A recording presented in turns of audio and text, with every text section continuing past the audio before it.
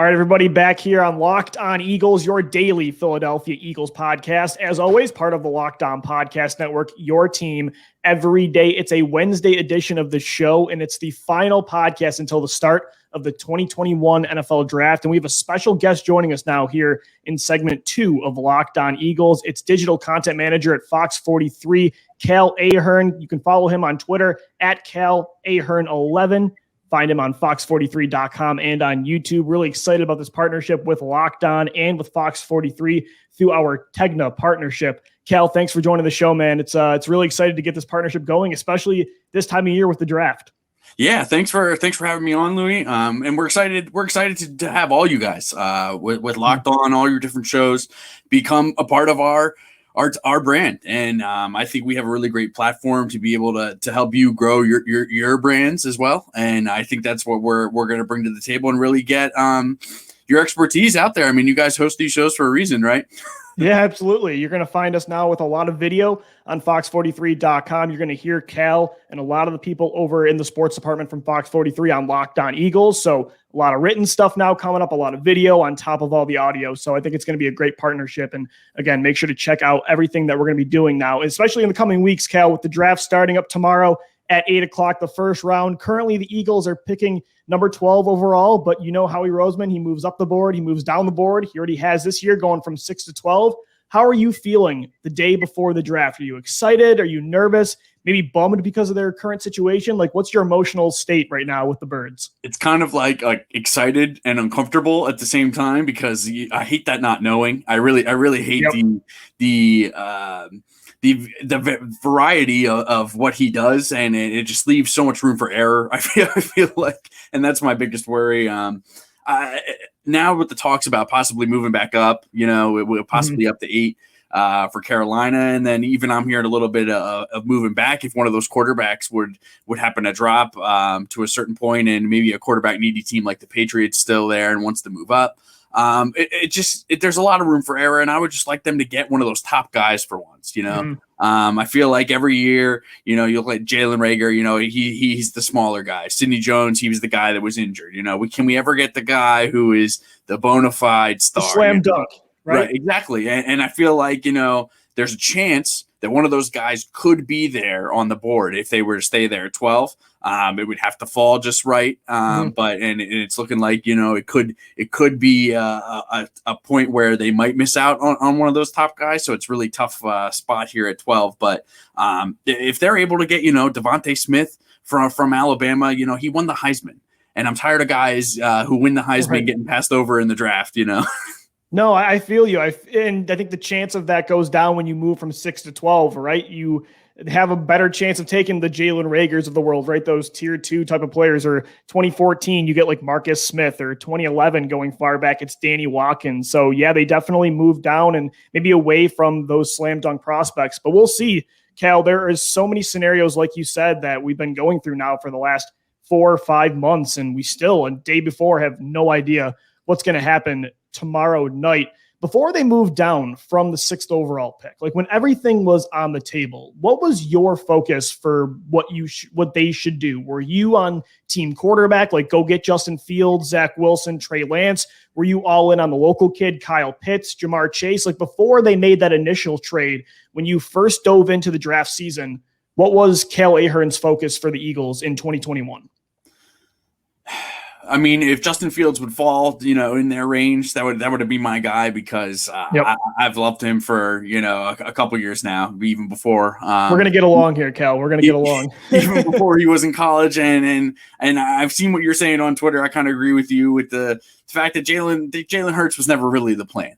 And it's kind of weird what they're doing now to kind of set it up this way, unless they're really not sold on one of these quarterbacks. But outside of that, at 6, when they were sitting there, I was thinking Jamar Chase. He's the top receiver on the board. If we're really giving Jalen his best shot to win here, you go out and get him a bona fide number 1 receiver, somebody who could probably start in the NFL day 1, Jamar Chase. So now they're at 12th overall tomorrow. What's your ideal scenario for the Eagles on the clock if they stay put, or regardless, if they trade up, trade down? What do you want to see tomorrow now for best case scenario? I want to see a Patrick Surtain or a Devontae Smith fall into them. I'm with you. something with the board falling just right. I don't think there's any possible way that Surtain makes it past the Cowboys. I just don't think there is. And I would assume now Denver with the trade for Teddy Bridgewater is now probably going to go corner as well. So I would think the two corners are gone, and it's just about the board falling right. To me, if they would be able to get one of those receivers. Yeah, I think, Cal, things took a turn today. You look at, there's a report Atlanta might be taking Kyle Pitts. That almost looked like it was confirmed. Not good for your wide receiver chances, since Cincinnati, I think, will likely take Jamar Chase. Miami, I think, moved up with the Eagles from 12 to 6 to take a receiver. And you heard reports today that the Detroit Lions might wanted to trade up for Jamar Chase. So everything that happened today doesn't look good for your receiver chances. You mentioned the likelihood of taking Devontae Smith and how awesome that would be. We did a video the other day together on Fox 43, and I kind of mentioned the same thing. Ideal scenario is Devontae Smith. And your trade-up chances also maybe took a hit today because there's a report Denver might be looking to trade down from 9. And if you want a receiver or corner, I don't think you can compete with those quarterback prices. But still, I think, Cal, 4 quarterbacks will likely go. And so you still have a chance at those top 4 prospects we're talking about, right? Jalen Waddle, Patrick Surtain, J.C. Horn, and Devontae Smith. But as you said to start this show, it is not the guarantee that you would have had if you were picking at 6. There's so many different ways these dominoes could fall. Right. And when you make a trade down like that, to me, it's almost like you have to know that you're still able to get one of those top guys when you're trading down from 6, because we are at such a high position in that draft. And this is what they said when they traded for Carson Wentz. When you're up that high, you're either going to get your guy or you're going to get one of the other bona fide, top prospects in the draft. So I when you're moving down from, I understand, picking up some picks, and especially where they are, you got to build out this roster, but this is a pretty solid draft here up at the top outside of quarterbacks as well. So I would be very, very hurt if the 3 top receiver prospects, the 2 top corners are gone, and they're kind of left there, kind of scratching their heads there at 12, which is the best way to go. I'm going to be disappointed if they walk away with an offensive lineman or Kwity Paye, for example, from the defensive end standpoint, if they don't, end up with one of the top guys. I was going to ask you, is that the nightmare scenario? I think for the majority of Eagles Twitter out there, the Eagles fan base, Kwity Paye, the Michigan edge rusher, might be the move. It's very Derek Barnett-like in 2017. Yeah, and it would burn me so bad. I feel like it's not even really, to me, the top pass rusher in this draft, but I agree. He just feels like an Eagles kind of pass rusher, and it would be their type of move, and that's kind of what makes me the uncomfortable part going into tomorrow night for sure. High motor player, high floor, but maybe a lower ceiling. Does seem like an Eagles edge rusher in the perfect blueprint for sure. So Kwity Paye, I agree with you. I don't want to call it a nightmare scenario, but I think worst case scenario would likely be Kwity Paye. So Cal agrees on that front. Couple more minutes here with Cale Ahearn, the digital content manager at FOX43. You can follow him on Twitter at CaleAhearn11. Cale, let's talk some draft memories real quick as we wrap up this show. What was the draft or the pick for you growing up, or even that could be recent as well, that there was that move, right? The guy that you were pounding the table for, the Eagles actually took, right? Every year people have that quote unquote my guy. What was the pick or the draft class for you that you were the most ecstatic at the time? Like, yes, this is the move. This is going to change the franchise. I think honestly at the time, and I feel like they never pick that guy in the first round. That's never what it is. And typically to me, when I think back, I feel like a lot of their impact guys came in the second round. Deshaun, a second round pick, Shady, second round pick, and Shady's kind of the one that sticks out to me going into that draft. Obviously they were running back needy. I was kind of thinking about what was going to happen in the future. It was pretty clear they were not going to go running back in the first round. And he was kind of one where, at that point in the second round, you can't really have a great, mock draft projection, at that point in, I think he was about 45 or 50 something deep. Right. For them to actually, have talked about, this is a possibility for the Eagles to land him before the draft, and it kind of happened. And it was something that I'd hoped for. It was something I was actually very happy about. Obviously, he's a Harrisburg area running back, so I knew him a little bit more locally. Obviously, he went to Pitt. But I just kind of thought, he would be a great fit for the Eagles at the time. Ended up being one of the best franchises rushers of all time. And it ended up working out very well for them. And I mean, I feel like the Eagles never have that, 100% complete draft. You're never walking away like, yes, they nailed it, 100%. But sometimes down the road, you look at it and it looks a little bit better. And then sometimes it's more like the recent years where it hasn't looked good in quite some time now.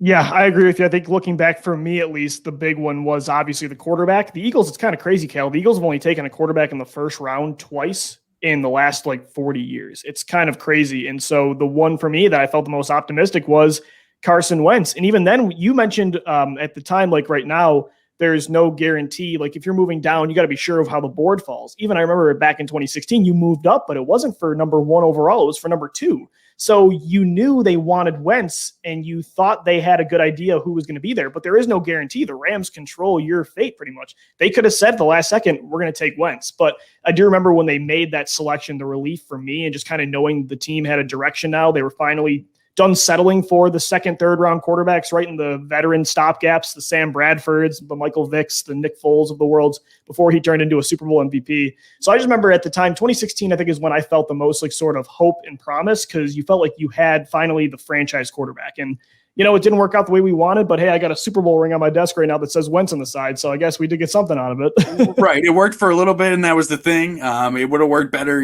had other circumstances not come awry, I believe. So last thing for you, Cal, here. We were talking about draft memories and best case scenario, your favorite picks. LaShawn McCoy, a big one for you, the local kid. What was maybe the pick, and I'm sure this one was more recent with Howie Roseman as general manager, that you just could not have felt less excited about, where just the minute you heard the name, you're like, wow, I feel no sort of enthusiasm for this?